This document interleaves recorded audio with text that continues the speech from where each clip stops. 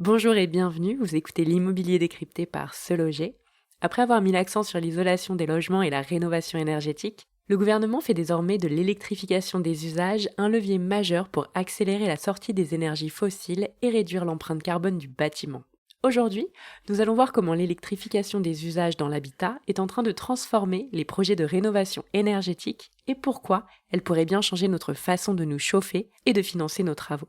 Car derrière cette évolution se dessine une nouvelle étape de la transition énergétique. Mais qu'entend-on exactement par électrification des usages ? Derrière cette expression un peu abstraite se cache une idée simple. Remplacer progressivement les équipements fonctionnant au gaz ou au fioul par des solutions plus sobres, plus performantes et reposant sur une électricité française déjà très largement décarbonée. Pour en parler, nous recevons Laurent Permas, directeur de Sofinco Éco-Transition.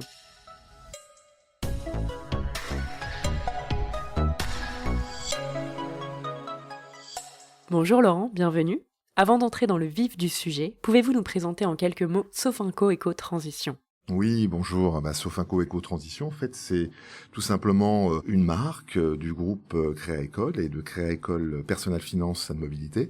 Et donc, on accompagne en fait les professionnels pour qu'ils puissent proposer à leurs clients particuliers, un mode de financement et d'investissement justement pour la rénovation énergétique, mais aussi l'adaptation du logement au bien vieillir. Cela fait un peu plus de 10 ans que la transition énergétique fait évoluer notre façon d'habiter et de consommer l'énergie. Alors, en quoi le plan national d'électrification, dévoilé par le gouvernement en avril dernier, constitue un levier majeur pour accélérer cette transformation ? Alors, le plan d'électrification du gouvernement, il y a le mot électrification. Et dedans, c'est quoi ? C'est tout simplement de pouvoir protéger les Français et le pouvoir d'achat des ménages sur l'augmentation extrêmement forte, en fait, du fioul, du gaz. Et on n'en est qu'au début, malheureusement. Et c'est de pouvoir justement accompagner ce passage à ces fameuses pompes à chaleur qui remplacent la chaudière, le fioul et aussi l'utilisation du gaz. Voilà, c'est ça, très clairement. Oui, d'ailleurs, entre les chauffe-eau thermodynamiques, la climatisation réversible, le photovoltaïque ou encore les dispositifs de pilotage intelligent de l'énergie, les solutions ne manquent pas. Pourtant, le gouvernement a fait de la pompe à chaleur la technologie phare du plan d'électrification et vise 1 million de pompes à chaleur installées d'ici 2030. Pourquoi ce choix ? Déjà, 1 million, c'est ambitieux. Vous avez un peu plus de 60 000 artisans professionnels qui sont RGE, c'est un label obligatoire pour pouvoir justement rentrer dans ce plan d'électrification. Mais 1 million, c'est pas forcément beaucoup parce que vous avez un peu plus de 6 millions de passoires thermiques en France. Et là, vous voyez, la vague de chaleur que l'on subit, elle sera de plus en plus longue puisque les climatologues, en fait, ont posé à 2030 à peu près jusqu'à 3 mois de vagues de chaleur consécutives. Donc, la notion de passoire thermique, si vous voulez, le sujet du chaud, c'est un sujet de santé publique. Il y a malheureusement beaucoup plus de décès avec des vagues de chaleur. Et le plan d'électrification, qu'est-ce qu'il fait ? Il installe en fait des pompes à chaleur qui permettent une climatisation. Alors, vous avez 2 types de pompes à chaleur. Il va falloir demander conseil à votre professionnel RGE. Vous avez des pompes à chaleur RR, c'est ces fameux climatiseurs. Et puis, vous avez des pompes à chaleur RO qui, elles, viennent en complément, si vous voulez, diminuer, notamment dans les vagues de chaleur, diminuer de plusieurs degrés par le froid, par le sol. Donc c'est un peu différent, vous voyez. Donc il faut demander conseil parce que parfois si vous avez une bonne isolation, faut peut-être pas forcément de la clim, donc une RR. Mais parfois si vous avez au contraire peut-être une surface importante, des chambres qui sont exposées, même si vous avez une bonne isolation, peut-être qu'il faut en complément une pompe à chaleur RR. Voilà. Donc demandez bien conseil parce que ça c'est important. Vous avez 2 types de pompes à chaleur qui ne fonctionnent pas de la même manière. Cibler les bons travaux et choisir les équipements les plus adaptés, c'est une première étape. Encore faut-il pouvoir aller jusqu'au bout du projet. Or, selon une récente étude Xerfi, plus d'un tiers des particuliers y renoncent encore faute de budget. En fait, c'est un paradoxe parce que vous avez aujourd'hui en France, qui est un monde moderne, un exemple très concret avec les concessionnaires. Les concessionnaires automobiles, il y a 20 ans, ils finançaient très très peu en fait votre voiture et un peu moins de 10%, vous voyez. C'était essentiellement les banques. Vous alliez voir votre banque pour faire un crédit auto. Voilà. Aujourd'hui, les banques financent le crédit auto à 7%. C'est 7%, vous voyez. Donc ça veut dire qu'il y a eu un virage énorme de concessionnaires qui aujourd'hui font la totalité, à la fois vendent la voiture par une mensualité, vendent l'assurance, vendent la maintenance, la garantie. Et donc c'est là où on a du retard. Les professionnels aujourd'hui n'ont peut-être pas assez compris l'importance qu'il y a à proposer à la fois les avances de primes, la gestion administrative et le financement du reste à charge, ainsi que la garantie et la maintenance. C'est tellement évident. Et donc on en a un peu moins, vous voyez, à nouveau ce chiffre, mais à l'inverse, de 10% des professionnels en France qui font cela. Alors que vous avez aujourd'hui la quasi-totalité des concessionnaires qui proposent l'ensemble de ces financements. C'est ce virage qu'on doit faire pour justement accélérer et accompagner les Français à la rénovation énergétique et puis à l'adaptation du logement. En tant que premier mandataire financier de l'ANA pour MaPrimeRénov', comment Sofinco Éco-Transition contribue à lever le principal frein des ménages et des artisans, le financement des projets de rénovation énergétique?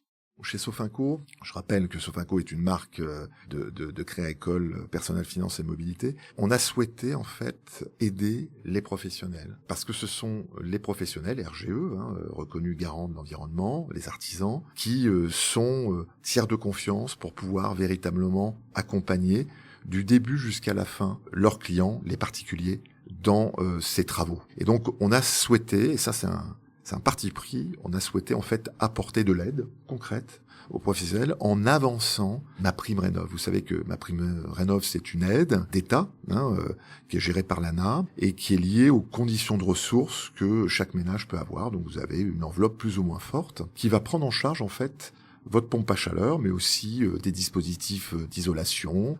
C'est pas que la pompe à chaleur.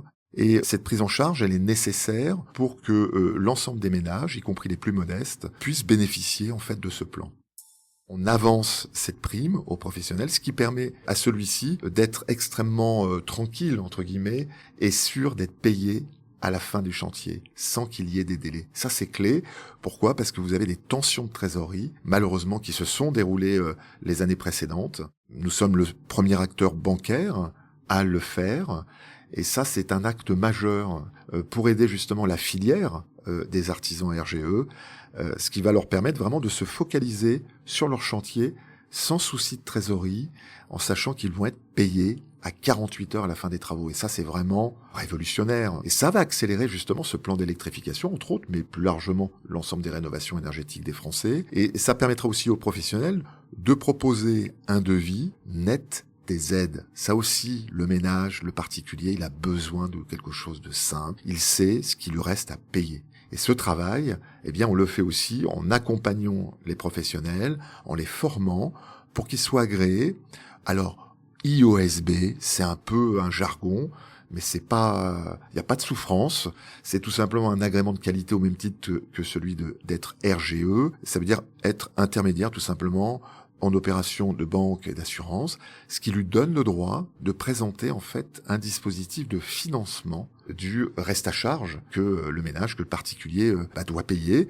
Et donc c'est un plan, c'est tout simplement un prêt amortissable qui va permettre peut-être pour 50, 80 euros par mois, eh bien de rembourser ses travaux tout en bénéficiant en fait déjà des premiers impacts en termes de pouvoir d'achat sur l'économie d'énergie qu'il peut avoir entre le fuel, le passage du fuel, une bonne isolation et celui d'une pompe à chaleur. Vous voyez, vous allez, voilà, si vous êtes en moyenne, les statistiques parlent de 2500 euros par an sur un ménage avec une maison, de facture annuelle, bien évidemment, on passerait à 1500, donc vous voyez, un écart de 1000 euros. Ça veut dire que les 80 euros peuvent véritablement faire un gain de pouvoir d'achat par rapport à votre facture initiale lorsque vous avez tout simplement du fuel.